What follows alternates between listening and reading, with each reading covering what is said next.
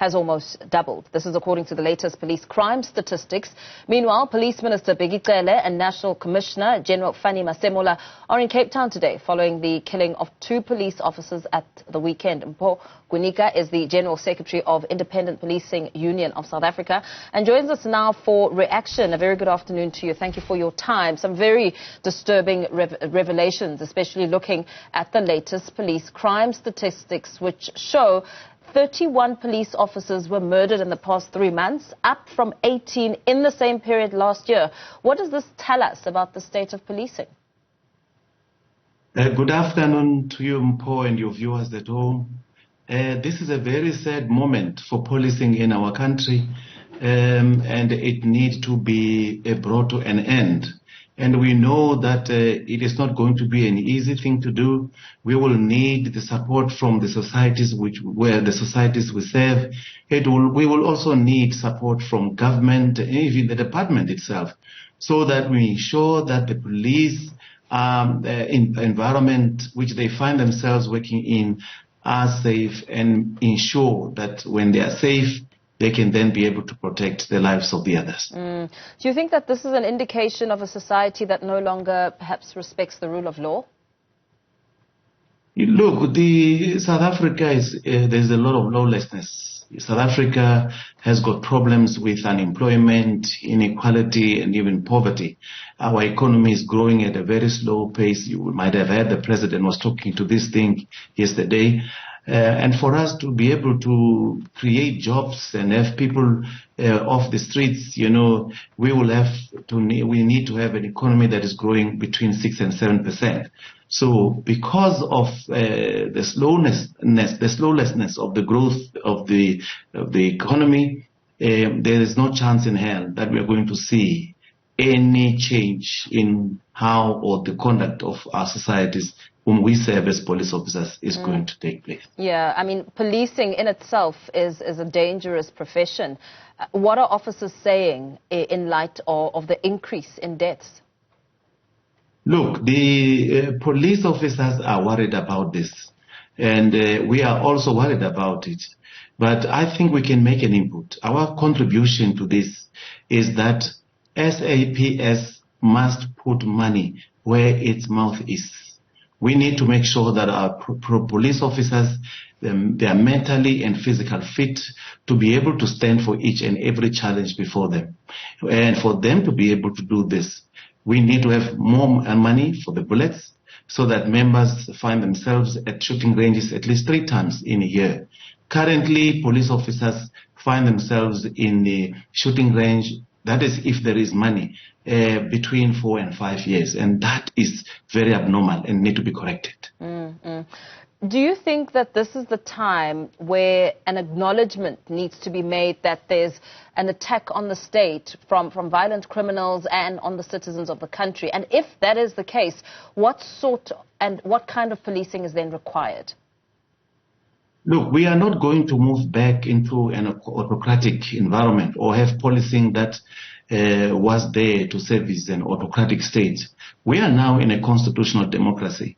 The police are to service a constitutional state, and they have to be accountable and responsible on all on their conduct towards the societies that they serve. But what is important now in this time is that the police must prepare themselves. The police must be ready to service this kind of government. And what we are seeing is that the police aren't ready to police a constitutional state. And that is why we are saying for us to be able to do that, we need more trainings and more trainings. The colleges now, the police colleges, have reduced tremendously the shooting practices. They have also reduced tremendously the issues of physical training. It cannot be that our members who are faced with this daunting task outside there, the training institutions laxes and then produces products which are not going to be able to stand for the challenges which is outside there. I think the government, the department needs to look at that. How are you going to escalate this conversation? Because, I mean, the increase is really very disturbing. And, you know, especially as you make mention of the limitations when it comes to the budgetary constraints which need to be increased. How are you escalating this conversation to Police Minister Bheki? Look, we have been given a platform and we are utilizing these platforms effectively. We input to the portfolio committee for police. We're doing our best. We're interacting with the South African Police Service Management. We also are talking with the Ministry of Police on policing issues. So, like now, we are busy now looking at the annual performance plan. We will input to those things there and see whether they have been able, on the monies that they've been given previously, have they utilized that money effectively or even optimally? And if not, where we need more money on trainings as well, we will have to make an input and say, can we, in the next round of budgetary processes, ensure that there is sufficient money for training purposes and that we change the manuals as well? So that the manuals is the manual that has got all the necessary approach that we need in training the members whom we want to come out and service a violent society of South Africa that we have today. Yeah, especially because the approach to South Africa's policing challenges consists largely of a lot of recycling and old ineffective formulas.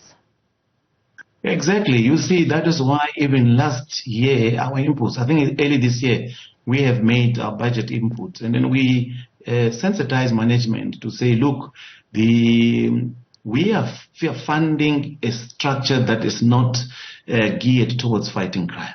We need to make sure that our organizational design is built in such a way that it is readily available and comprises of people who have got the capacity to ensure that they fight crime effectively. So then you take the money and place it in there. You can't keep on having money and plans and you don't realize those plans each and every year in and year out when you're making these plans. You can see crime intelligence, the VISPOL, detective services, they are not reaching their targets.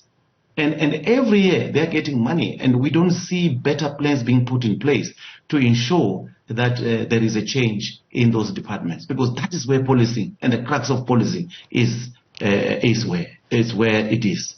Very well. Thank you so much for weighing in on this discussion. Let's perhaps leave it there for now. Mpho Kwinika, General Secretary of Ipusa, they're weighing in on the increase in police killings in South Africa.